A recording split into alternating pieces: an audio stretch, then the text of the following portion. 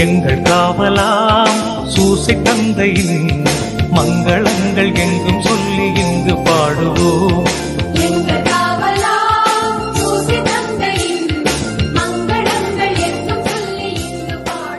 2020-21 புனித சூசியப்பர் ஆண்டை முன்னிட்டு நம்முடைய பாப்பரசர் பிரான்சிஸ் வெளியிட்ட புதிய திருமுகத்தில் உள்ள சிந்தனைகளின் அடிப்படையில் சாந்தோம் ஹோம் பூனமல்லி மற்றும் கோவை பிரேஷிதா கம்யூனிகேஷன்ஸ் இணைந்து நடத்தும் புனித சூசியப்பரை குறித்த இறை சிந்தனைகள்.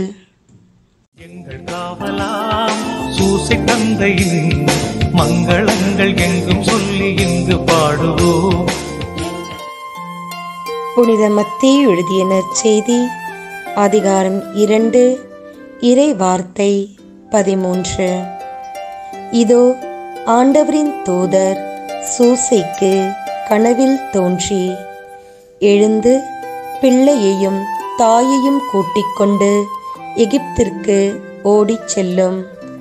நான் சொல்லும் வரை அங்கேயே இரும், ஏனெனில் குழந்தையை தொலைக்க ஏரோது தேடப் போகிறான் என்றார். 3ஆம் நாள். இறை திட்டத்தில் இணைந்து செயல்படுவோம். தூய அன்னையின் கணவனான புனித சூசியப்பரை நாம் அன்பு செய்யும்போது இறை திட்டத்துக்கு என்றும் ஆமீன் சொல்வதற்கான அருளை நாம் பெற்றுக்கொள்ள முடிகிறது. புனித சூசியப்பரின் பெற்றோர்களான ராக்கேலும் யாக்கோபும் அப்ரஹாமின் தெய்வமே, ஈசாக்கின் தெய்வமே, யாக்கோபின் தெய்வமே என்று அழைத்து இறைவனை துதிக்கும் பொழுது குழந்தையான சூசையும் என் தெய்வமே என்று அழைத்து பிரார்த்திப்பாராம். அந்த அளவிற்கு இறைவன் மீது குழந்தை பருவத்திலிருந்தே அன்பும் பற்றும் வைத்திருந்தார் நம் சூசையப்பர்.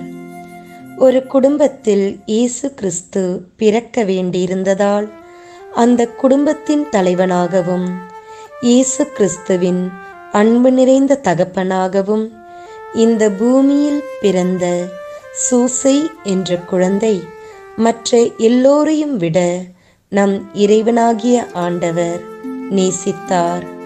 கிருபை என்ற பரிசுத்த ஆடையை அவருக்கு அணிவித்தார். இறைவனின் நோக்கமே அவருக்கு எல்லாமாக இருந்தது.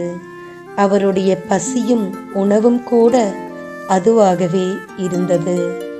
இறை உறவுடன் வளர்ந்த புனித சூசியப்பருக்கே கிருபையில் நம் குடும்பங்களை வளர்க்க முடியும் என்பதுதான் உண்மை. இறை பிரசன்னத்தில் வளர்ந்து வந்த நம் சூசையப்பர் தன்னுடைய சிறு வயது முதலே 2 விஷயங்களை பெரிதும் மதிப்பு கொடுத்து கடைபிடித்து வாழ்ந்தார். முதலாவது, தம்முடைய கர்த்தாவான சர்வேஸ்வரனை எல்லாவற்றுக்கும் மேலாக அன்பு செய்வது. இரண்டாவதாக, தன்னைத்தானே அன்பு செய்வது போல் பிறரையும் அன்பு செய்வது. இந்த 2 கட்டளைகளையும் தம் வாழ்நாள் முழுமையாக கடைபிடித்து வாழ்ந்து வந்தவர் நம் சூசையப்பர். மீட்பரின் வரவுக்காக காத்திருந்த ஒரு குடும்பமாக இருந்தது புனித சூசியப்பருடையதும் புனித கன்னிமரியாளுடையதும். தற்பெருமைப்பட நிறைய காரியங்கள் இருந்த பொழுதிலும் பணிவன்புடனும் எளிமையுடனும் இருந்தே புனித சூசியப்பர் தன்னைத்தானே இறைவனுக்கு அர்ப்பணித்தார். தனக்கு கிடைத்த நன்மைகள் எல்லாம் இறைவனின் கொடை என்றும் எப்பொழுதும் இறை திட்டமே நிறைவேற வேண்டும் என்று விசுவாசித்து வாழ்ந்து வந்தார் நம் சூசை தந்தை. ஏதாவது சிறிய திறமையோ அறிவு கூர்மையோ இருந்தால் தற்பெருமைப்படும் நாம் புனித சூசியப்பரிடம் இருந்து நிறைய கற்றுக்கொள்ள வேண்டும். பிரியமானவர்களே, திருச்சபையை விட்டு அருட்சாதனங்களை விட்டு இறை விசுவாசத்திற்கு எதிராக நாம் செயல்படும் பொழுது நம் வாழ்க்கையை அழிவிற்கே கொண்டு செல்கிறோம்.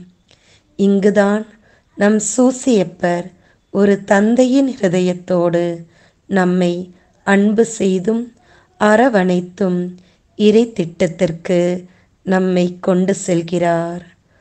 புனித சூசியப்பரைப் போல நாமும் இறைவனின் திட்டத்தில் இணைந்து செயல்பட வேண்டிய அருளை இறைவனிடம் வேண்டுவோம்.